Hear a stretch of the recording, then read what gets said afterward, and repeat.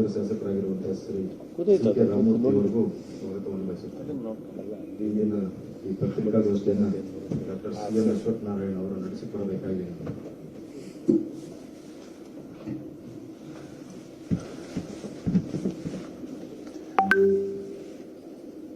ಆತ್ಮೀಯ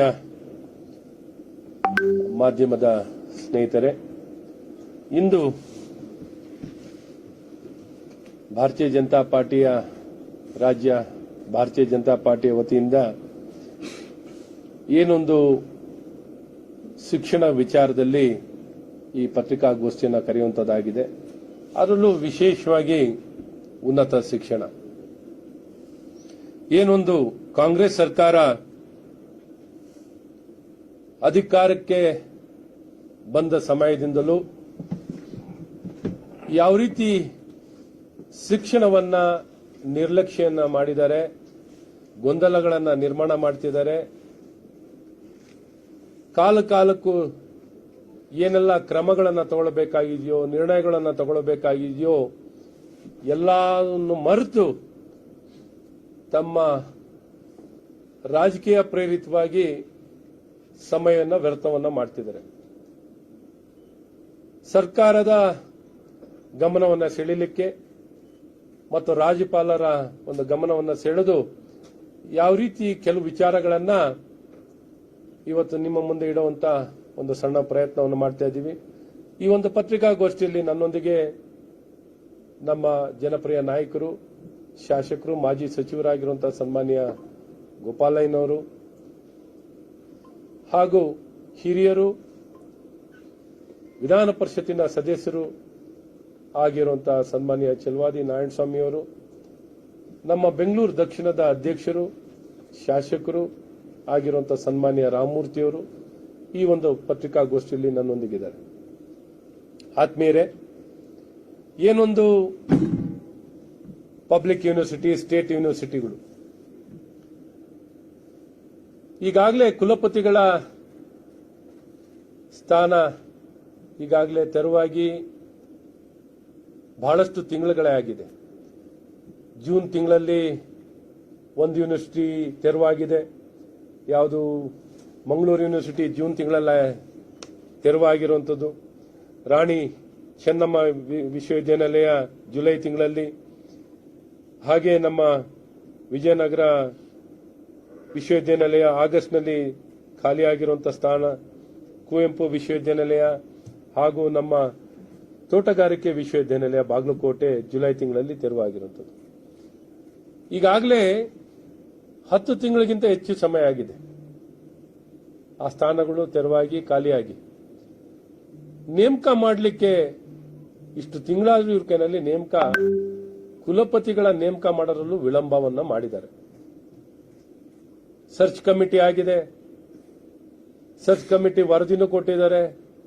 ಆ ವರದಿ ಕೊಟ್ಟಿರೋದನ್ನು ಸಹ ನಮ್ಮ ಸನ್ಮಾನ್ಯ ಮುಖ್ಯಮಂತ್ರಿಗಳಿಗೆ ಸಮಯ ಇಲ್ಲ.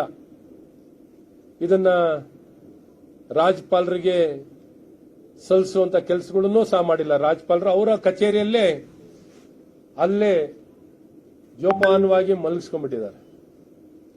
ಏನೊಂದು ನಿರ್ಣಯವನ್ನ ಸಮಯ ಕೊಡದೆ ಇವರ ಒಂದು ನಿರ್ಲಕ್ಷ್ಯತನದಿಂದಾಗಿ ಈಗಾಗಲೇ ಪಬ್ಲಿಕ್ ಯೂನಿವರ್ಸಿಟಿ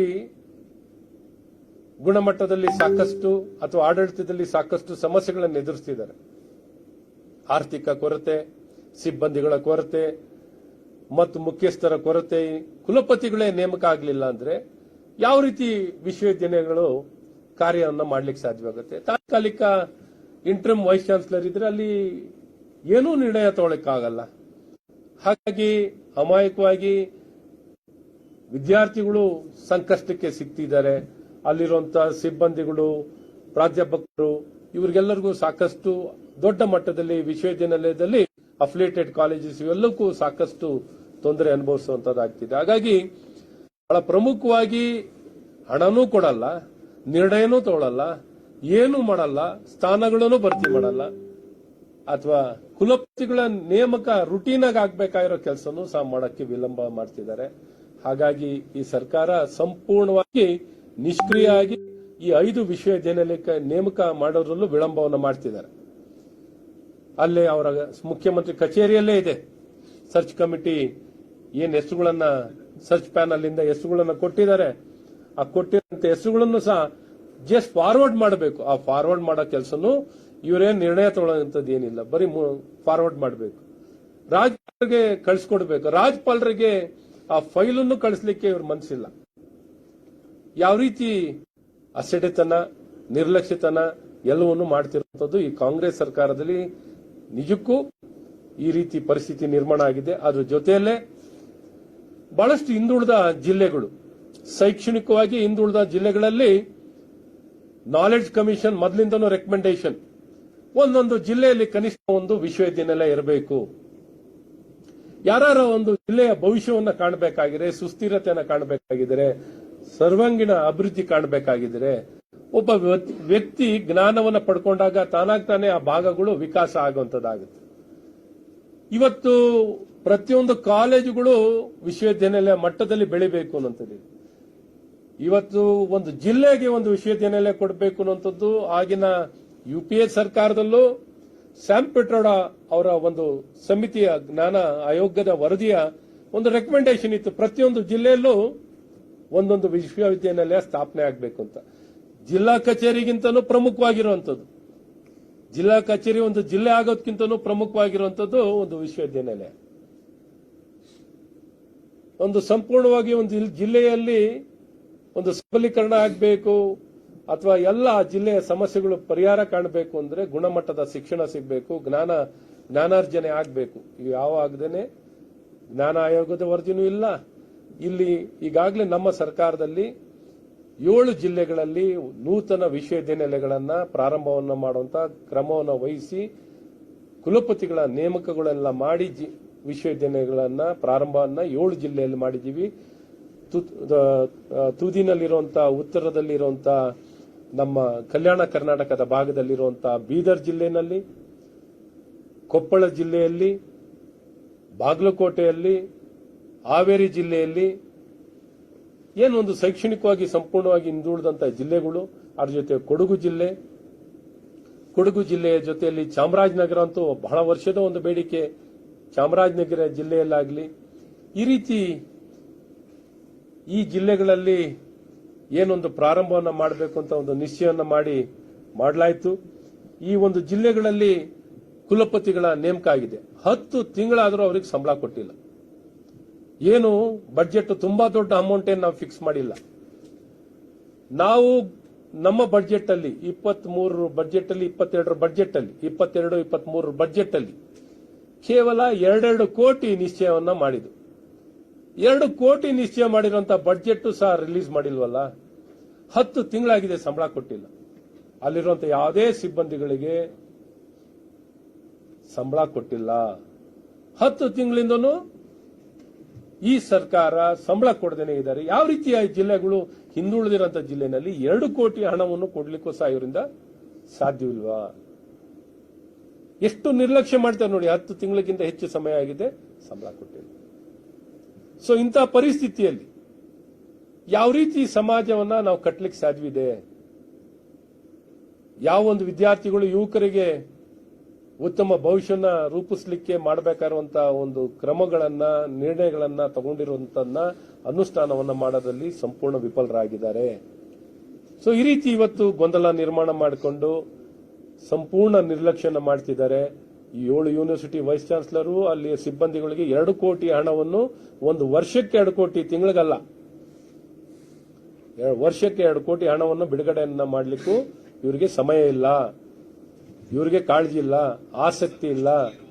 ನಿರ್ಲಕ್ಷ್ಯವನ್ನು ಮಾಡಿಕೊಂಡು ಸಂಪೂರ್ಣವಾಗಿ ಈ ಯೂನಿವರ್ಸಿಟಿಗಳು ಕಾರ್ಯಗಳು ಆಗಬಾರ್ದು, ಯಾವುದನ್ನು ಯಶಸ್ವಿ ಆಗಬಾರ್ದು, ಇವೆಲ್ಲ ವಿಫಲವಾಗಬೇಕು ಅನ್ನುವಂತಹ ದುರುದ್ದೇಶದಿಂದ ಇಟ್ಕೊಂಡು ಇವರು ಹಣವನ್ನು ಬಿಡುಗಡೆ ಮಾಡಿಲ್ಲ. ಇವರಿಗೆ ಬರೀ ರಾಜಕೀಯ ಪ್ರೇರಿತವಾಗಿ, ಪೊಲಿಟಿಕಲಿ ಮೋಟಿವೇಟೆಡ್, ಯಾವುದು ಒಳ್ಳೆ ಕೆಲಸ ಆಗಬಾರ್ದು ಇವರು ಮಾಡಲ್ಲ, ಮಾಡಿರೋದನ್ನು ಮುಂದಕ್ಕೆ ತಗೊಂಡೋಗಲ್ಲ.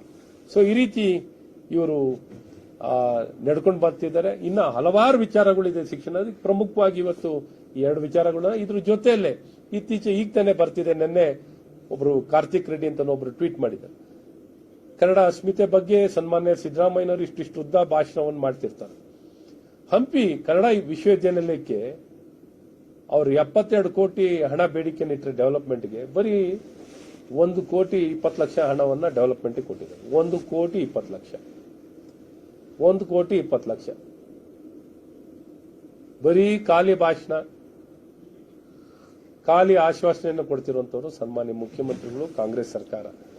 ಹಾಗಾಗಿ ಇವತ್ತಿನ ಈ ಸರ್ಕಾರ ಸಂಪೂರ್ಣವಾಗಿ ಯುವಕರ ವಿರೋಧಿಗಳು, ಅಭಿವೃದ್ಧಿ ವಿರೋಧಿಗಳು, ಶಿಕ್ಷಣ ವಿರೋಧಿಗಳು, ಯಾರಿಗೂ ಗುಣಮಟ್ಟದ ಶಿಕ್ಷಣ ಮತ್ತು ಜ್ಞಾನ ಸಿಗಬಾರದು ಅನ್ನುವಂಥ ಉದ್ದೇಶದಲ್ಲಿ ಈ ಸರ್ಕಾರ ಕಾರ್ಯವನ್ನು ಮಾಡ್ತಿದ್ದಾರೆ. ಹಾಗಾಗಿ ಈ ಪತ್ರಿಕಾಗೋಷ್ಠಿಯ ಮೂಲಕ ಸರ್ಕಾರವನ್ನು ಒತ್ತಾಯವನ್ನು ಮಾಡ್ತೀನಿ, ತಕ್ಷಣ ಕುಲಪತಿಗಳ ನೇಮಕಾತಿಯನ್ನ ತಕ್ಷಣ ಮಾಡಿ, ನಿಮ್ಮಲ್ಲಿ ತಿಂಗಳಗಟ್ಟಲೆಯಿಂದ ಏನು ಫೈಲ್ ಇಟ್ಕೊಂಡು ಕೂತಿದ್ದೀರಲ್ಲ, ವಿಲೇವಾರಿಯನ್ನ ಮಾಡದೆ ತಕ್ಷಣ ರಾಜ್ಯಪಾಲರಿಗೆ ಫೈಲ್ಗಳನ್ನು ಕಳಿಸ್ಕೊಡುವಂಥದ್ದು ಮಾಡಿ, ಕ್ರಮವನ್ನು ವಹಿಸಿ 7 ವಿಶ್ವವಿದ್ಯಾನಿಲಯಕ್ಕೆ ಹಣವನ್ನ ತಕ್ಷಣ ಬಿಡುಗಡೆಯನ್ನು ಮಾಡಿ, ಕನ್ನಡ ವಿಶ್ವವಿದ್ಯಾನಿಲಯಕ್ಕೂ ಹಣವನ್ನು ಕೊಡಿ, ಕನ್ನಡದ ವಿಶ್ವವಿದ್ಯಾನಿಲಯಕ್ಕೆ ಡೆವಲಪ್ಮೆಂಟ್ ಆಗಲಿಕ್ಕೆ ಸಾಕಷ್ಟು ಹಣವನ್ನು ಕೊಡಿ, ಸಂಶೋಧನೆ ಅಭಿವೃದ್ಧಿಯನ್ನು ಮಾಡಲಿಕ್ಕೆ ಹಣದ ಅವಶ್ಯಕತೆ ಇದೆ ಅಂತ ಒತ್ತಾಯವನ್ನ ಸನ್ಮಾನ್ಯ ಮುಖ್ಯಮಂತ್ರಿಗಳಿಗೆ ಹಾಗೂ ರಾಜ್ಯಪಾಲರಿಗೂ ಸಹ ನಾವು ಕೋರಿಕೆಯನ್ನು ಕೊಡ್ತಾ ಇದೀವಿ, ಮೆಮೊರಂಡಮ್ ಕೊಡ್ತಾ ಇದೀವಿ. ತಕ್ಷಣ ಸರ್ಕಾರಕ್ಕೆ ಡೈರೆಕ್ಷನ್ ಕೊಡಿ, ತಕ್ಷಣ ಇವೆಲ್ಲವನ್ನು ಸರಿಪಡಿಸಲಿಕ್ಕೆ ಅನ್ನುವಂಥದ್ದನ್ನು ಮತ್ತು ಮುಖ್ಯಮಂತ್ರಿಗಳಿಗೂ ಪತ್ರವನ್ನು ಕೊಡ್ತಾ ಇದ್ದೀವಿ. ಇಷ್ಟು ಒತ್ತಾಯವನ್ನ ಈ ಸಂದರ್ಭದಲ್ಲಿ ಸರ್ಕಾರಕ್ಕೆ ಒತ್ತಾಯವನ್ನು ಮಾಡ್ತಾ ಅವರ ಗಮನವನ್ನು ಸೆಳೀತಾ ಇದ್ದೀವಿ.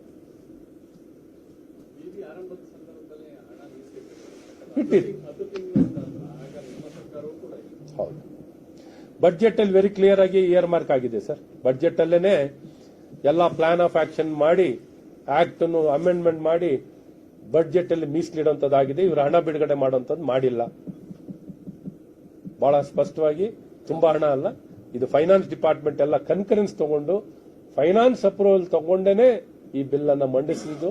ಫೈನಾನ್ಸ್ ಡಿಪಾರ್ಟ್ಮೆಂಟ್ ಅಪ್ರೂವಲ್ ಎಲ್ಲ ತಗೊಂಡಿದೆ. ಇವರು ಹಣವನ್ನು ಬಿಡುಗಡೆ ಮಾಡೋದ್ರಲ್ಲಿ ಸಂಪೂರ್ಣ ನಿರ್ಲಕ್ಷ್ಯ ಮಾಡಿದ್ದಾರೆ.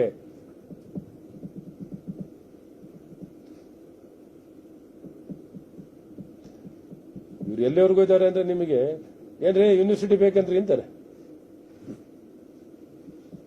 ಆ ಮಟ್ಟಕ್ಕೆ ಮುಖ್ಯಮಂತ್ರಿಗಳು ಮಾತಾಡ್ತಾರೆ.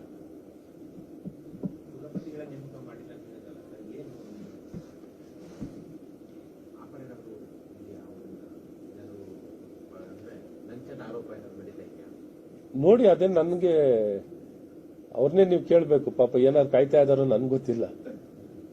ಸೊ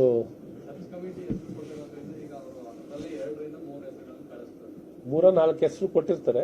ಎಲ್ಲ ಯೂನಿವರ್ಸಿಟಿಯಲ್ಲಿ 3-4 ಹೆಸರು ಕೊಟ್ಟಿರ್ತಾರೆ.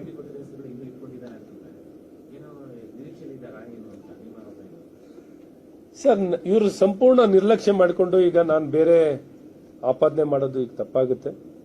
ಸೊ ಮೊದಲನೇದಾಗಿ ಇವ್ರ ಕರ್ತವ್ಯ ಜವಾಬ್ದಾರಿ ಏನಂದ್ರೆ, ಸರ್ಚ್ ಕಮಿಟಿಯಿಂದ ಬಂದಾಗ ಇವ್ರು ಏನು ಮಾಡ್ಲಿಕ್ಕೆ ಏನೂ ಇಲ್ಲ, ಏನು ಮಾಡ್ಲಿಕ್ಕೂ ಆಗಲ್ಲ. ಏನಿದ್ರು ಇದನ್ನ ಫಾರ್ವರ್ಡ್ ಮಾಡಬಹುದು. ಈ ಫಾರ್ವರ್ಡ್ ಕಾನೂನು ಪ್ರಕಾರ ಇವರು ರಾಜ್ಯಪಾಲರಿಗೆ ಅವ್ರಿಗೆ ಫಾರ್ವರ್ಡ್ ಮಾಡಬೇಕು, ಫೈಲನ್ನು ಕಳಿಸ್ಕೊಡ್ಬೇಕು. ಈ ಫೈಲನ್ನು ಕಳಿಸ್ಕೊಡೋದು ಬಿಟ್ಟು ಇವರೇ ತಿಂಗಳಗಟ್ಟಲೆ ಸುಮ್ಮನೆ ಹಾಗೆ ಮಲ್ಸ್ಕೊಂಡಿದ್ದಾರೆ. ಇಲ್ಲೆಲ್ಲ ಒಂದ್ ಕಡೆ ಈ ನಿರ್ಲಕ್ಷ್ಯವನ್ನ ಏನೊಂದು ಆಸಕ್ತಿ ವಹಿಸಿ ಕ್ರಮವನ್ನು ವಹಿಸಬೇಕಾಗಿತ್ತು, ಆ ಕ್ರಮಗಳನ್ನು ಏನೂ ವಹಿಸ್ತೇನೆ ಆರಾಮದಲ್ಲಿ ಕೂತಿದ್ದಾರೆ. ಏನೊಂದು ಬಯಸ್ಕೊಂಡು ಕೂತವ್ರೋ ನನ್ಗೆ ಗೊತ್ತಿಲ್ಲ, ಅದನ್ನ ಬೇರೆ ಬೇರೆಯವರಿಗೆ ಹೇಳಬೇಕು. ನಾನಂತೂ ಈಗೇನು ಹೇಳಕ್ ಹೋಗಲ್ಲ. ತಕ್ಷಣ ಕ್ರಮವನ್ನು ವಹಿಸಿ ರಾಜ್ಯಪಾಲರಿಗೆ ಫೈಲನ್ನು ಕಳಿಸ್ಕೊಡಿ ಅಂತ ನಾನು ಈ ಸಂದರ್ಭದಲ್ಲಿ ಬಹಳ ಸ್ಪಷ್ಟವಾಗಿ ಸರ್ಕಾರವನ್ನ, ಅಥವಾ ಅವ್ರ ಕಾರಣ ಕೊಡಬೇಕು. ಯಾಕೆ ಇಟ್ಕೊಂಡು ಕೂತಿದ್ದೀರಾ ಹೇಳಿ ಮುಖ್ಯಮಂತ್ರಿ, ಸ್ಪಷ್ಟ ಉದ್ದೇಶ ಏನು ಅಂತ ಮುಖ್ಯಮಂತ್ರಿಗಳೇ ಉತ್ತರ ಕೊಡ್ಲಿ. ಅವರ ಕಚೇರಿಗೆ ಬಂದು ಫೈಲ್ ಬಂದು ಎಷ್ಟು ತಿಂಗಳಾಗಿದೆ, ಯಾಕಿನ್ನ ತಡೆ ಇಟ್ಕೊಂಡು ಕೂತಿದ್ದಾರೆ, ಯಾಕೆ ಕಳಿಸ್ಕೊಟ್ಟಿಲ್ಲ ರಾಜ್ಯಪಾಲರಿಗೆ ಅನ್ನೋದು ಮುಖ್ಯಮಂತ್ರಿ ಉತ್ತರ ಕೊಡಬೇಕು. ಮುಖ್ಯಮಂತ್ರಿಗಳಿಂದ ಉತ್ತರ ಬಯಸ್ತೀವಿ. ಇದು ಮುಗಿಸ್ಬಿಡೋಣ. ಇನ್ನೇನಿಲ್ವಾ ಪ್ರಶ್ನೆ? ಇನ್ನೇನಿಲ್ವಾ?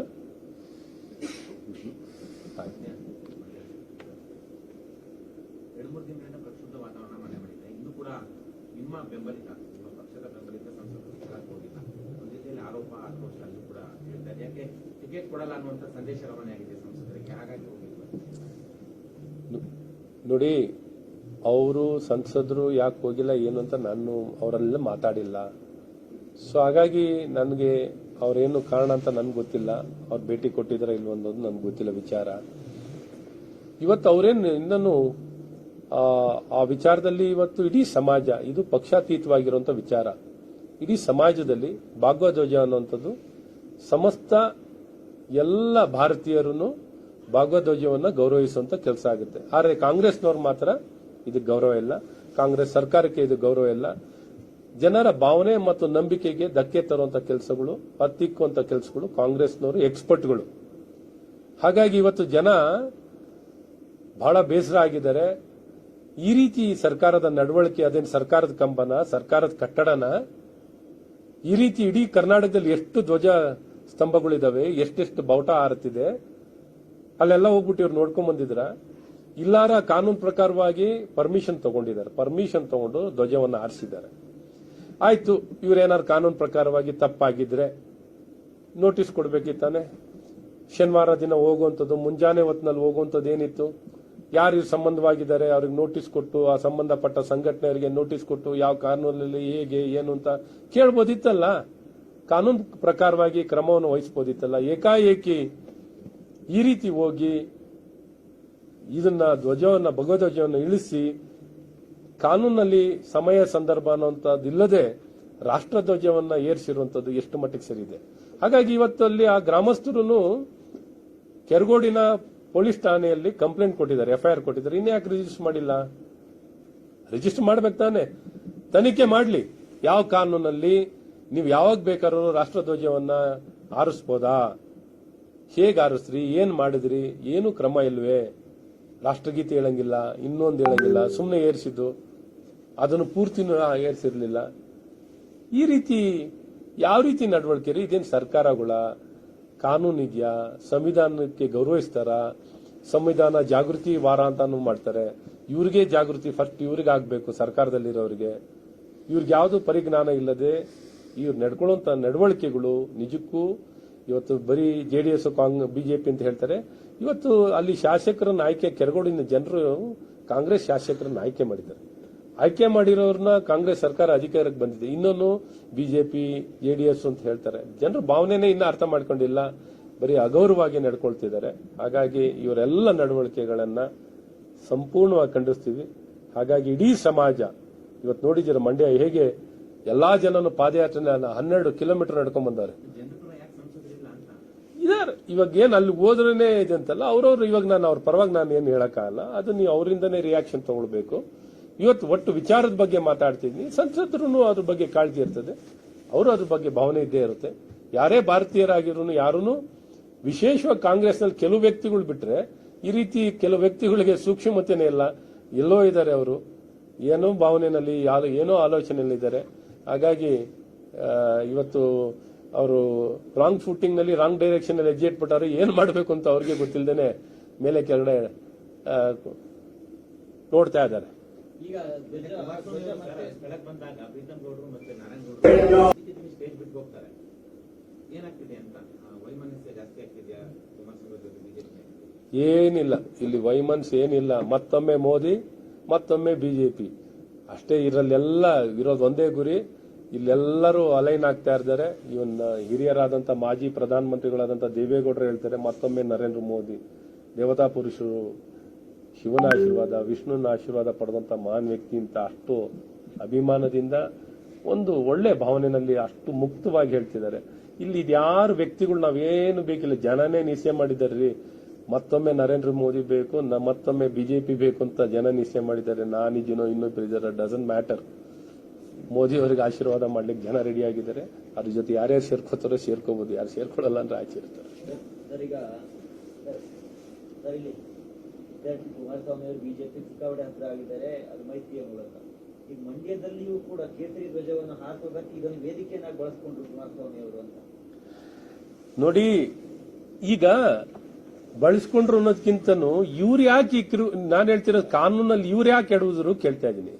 ನಾವು ಜನರ ಭಾವನೆಯನ್ನ ನಾವೊಂದು ಪ್ರತಿಪಕ್ಷವಾಗಿ ನಮ್ಮ ಕರ್ತವ್ಯ, ನಮ್ಮ ಜವಾಬ್ದಾರಿ. ಸರ್ಕಾರ ಸ್ಪಂದಿಸಲ್ದಾಗ, ಸರ್ಕಾರ ಯಾವಾಗ ಸ್ಪಂದಿಸಲ್ಲ, ಒಂದು ಪ್ರತಿಪಕ್ಷದ ನಮ್ಮ ಕರ್ತವ್ಯ ಹೋಗಿ ನಾವು ಸ್ಪಂದಿಸಬೇಕು, ಜನರನ್ನ ಮಾತಾಡಿಸ್ಬೇಕು, ಅವ್ರ ಜೊತೆ ನಿಲ್ಬೇಕು. ನಾವು ನಿಂತಿಲ್ಲ ಅಂದ್ರೆ ಏನ್ ಅನ್ಕೋತಾರೆ ಜನ? ಒಂದು ಪ್ರಜಾಪ್ರಭುತ್ವ ಅಂತ ಅನ್ಕೋತಾರ?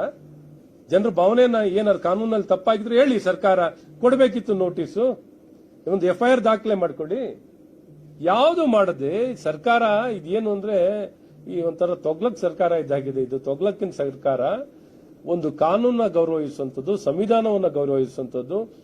ಇವತ್ತು ಆ ಪೋಲು ಅದೇನು ಸರ್ಕಾರಿ ಕಟ್ಟಡನ, ಆ ಗ್ರಾಮಸ್ಥರು ಜನರು ತಮ್ಮ ಸ್ವಂತ ಹಣವನ್ನ ಹಾಕಿ ಧ್ವಜಸ್ತಂಭವನ್ನ ನಿಲ್ಲಿಸಿರೋದು ಬಹಳ ಸ್ಪಷ್ಟವಾಗಿ ಅರ್ಥ ಮಾಡ್ಕೋಬೇಕು. ಆ ಪಂಚಾಯಿತಿನಲ್ಲೂ ಪರ್ಮಿಷನ್ ಅನ್ನ ಪಂಚಾಯಿತಿಯವರು ರಾಷ್ಟ್ರಧ್ವಜವನ್ನು ಆರಿಸಲಿಕ್ಕೂ ಕೊಟ್ಟಿದ್ದಾರೆ, ನಾಡಧ್ವಜವನ್ನು ಆರಿಸಲಿಕ್ಕೆ ಅವಕಾಶ ಕೊಟ್ಟಿದ್ದಾರೆ, ಭಾಗವಧ್ವಜವನ್ನು ಆರಿಸಲಿಕ್ಕೂ ಪರ್ಮಿಷನ್ ಕೊಟ್ಟಿದ್ದಾರೆ. ಮೂರಕ್ಕೂ ಪರ್ಮಿಷನ್ ಕೊಟ್ಟಾಗ ಇವರೇನಾದ್ರು ಕಾನೂನಲ್ಲಿ ಸರ್ಕಾರ ಕನ್ಸಿದ್ರೆ ನೋಟಿಸ್ ಕೊಡಬಹುದಿತ್ತು. ಕಾನೂನಾತ್ಮಕವಾಗಿ ನ್ಯಾಯಾಲಯದಲ್ಲಾರ ಚರ್ಚೆ ಆಗೋದು, ವಾದ ವಿವಾದಗಳಾಗೋದು.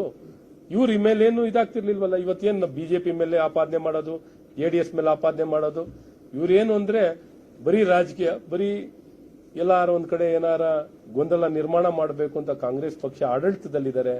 ಇವತ್ತು ಬೇರೆ ಜವಾಬ್ದಾರಿ ಎಲ್ಲ ಕಾಂಗ್ರೆಸ್ ಪಕ್ಷ ಆಡಳಿತವನ್ನ ಮಾಡ್ತಿರೋ ಪಕ್ಷ. ಹಾಗಾಗಿ ಜವಾಬ್ದಾರಿಯುತವಾಗಿ ನಡ್ಕೋಬೇಕು ಅಂತ ಈ ಸಂದರ್ಭದಲ್ಲಿ ಹೇಳ್ತೀನಿ. ಈಗಲೂ ಸಮಯ ಮಿಂಚಿಲ್ಲ.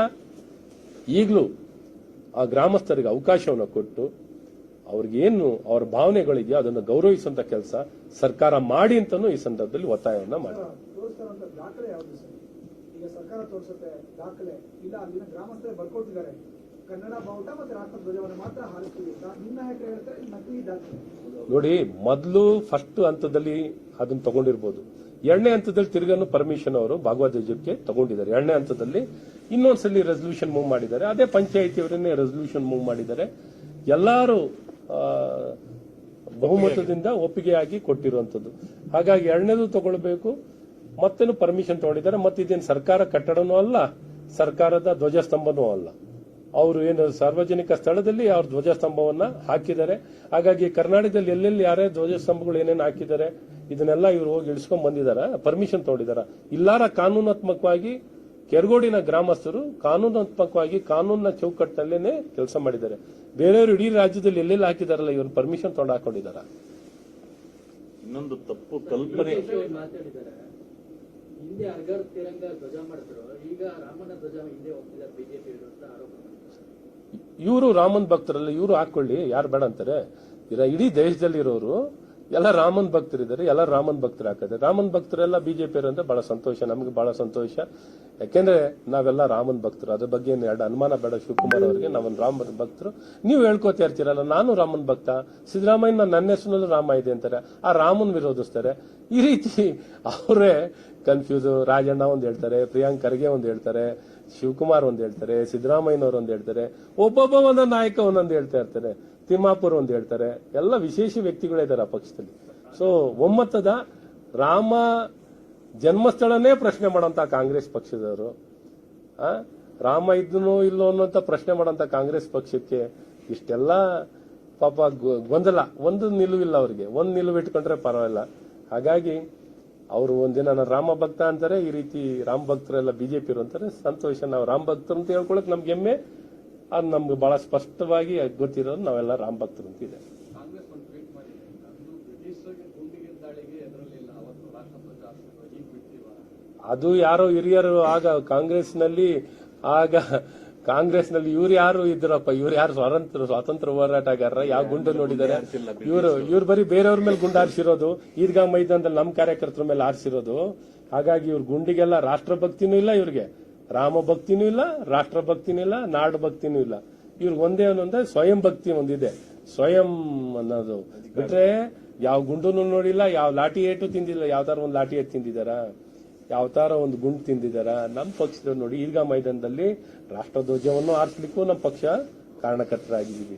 ಈಗ ರಾಮಧ್ವಜವನ್ನು ಭಗವಧ್ವಜವನ್ನು ಆರಿಸ್ಲಿಕ್ಕೂ ನಾವು ಮುಂದಿದ್ದೀವಿ, ನಾಡಧ್ವಜವನ್ನು ಆರಿಸ್ಲಿಕ್ಕೂ ನಾವು ಮುಂದಿರ್ತೀವಿ. ಇವ್ರು ಏನಿಲ್ಲ, ಇವ್ರ ಧ್ವಜ ಹಾಕೊಳಕ್ ಮಾತ್ರ ಇವ್ರು ಇದಾರೆ ಅಷ್ಟೇ. ಅವಾಚ್ಯ ಶಬ್ದವನ್ನು ಬಳಕೆ ಮಾಡಿದ್ದಾರೆ. ಈಗ ರಾಷ್ಟ್ರಧ್ವಜವನ್ನು ತಾಲಿಬಾನ್ ಧ್ವಜ ಅಂತಿದ್ದಾನೆ, ನಾನು ದೂರು ಕೊಡ್ತೇನೆ ಅಂತ ಹೇಳ್ಬಿಟ್ಟು ಒಂದು ಅವಾಚ್ಯ ಶಬ್ದ ಬಳಕೆ ಮಾಡಿದ್ದಾರೆ.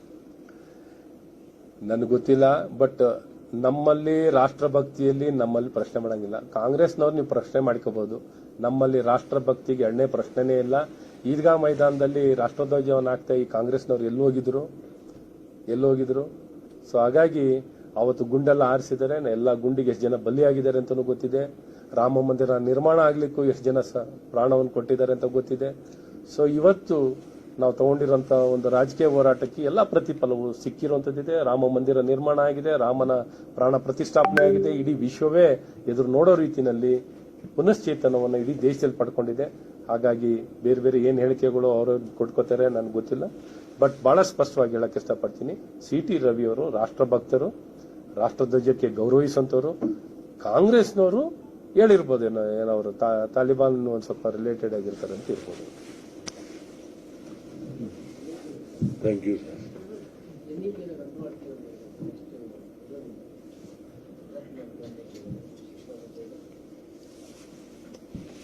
ಈಗ ಇದನ್ನು ಸಪ್ರೇಟಾಗಿ ತೊಗೊಳ್ಳೋಣ, ಈಗ ಯಾಕೆ ಸಪ್ರೇಟಾಗಿ ತೊಗೊಳ್ಳೋಣ, ಬರ್ತೀನಿ ಇನ್ನೊಂದ್ಸಲ.